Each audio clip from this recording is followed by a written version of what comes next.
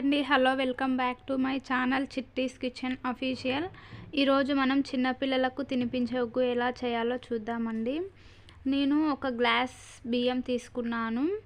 ఒక గ్లాస్ బియ్యంకి చిన్న చాయ్ గ్లాస్ కందిపప్పు, పెసరపప్పు, ఫస్ట్ తీసుకున్నది శనగపప్పు అండి, తర్వాత తీసుకున్నది పెసరపప్పు, ఇంకా మినపగుళ్ళు నేను రౌండ్ తీసుకున్నాను. పచ్చ మినపగుళ్ళు పప్పు కూడా ఉంటుంది, నేనేమో రౌండ్ మినపగుళ్ళు తీసుకున్నాను.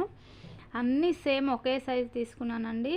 ఇప్పుడు తీసుకున్నది కందిపప్పు ఇంకా మనం పెసర్లు తీసుకున్నానండి. పెసర్లు, పల్లీలు, ఇంకా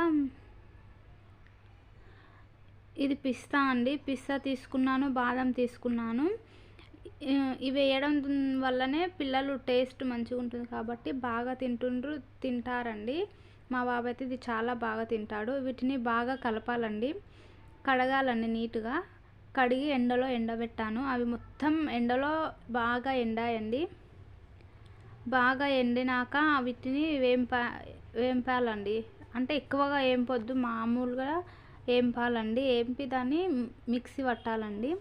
మిక్సీ పట్టి ఇంకా మనం ఉడికించి తినిపించాలండి. ఇందులో లాస్ట్కి జీలకర్ర వేయండి, జీలకర్ర వేయడం వల్ల బాగా అరుగుతుంది. Thank you.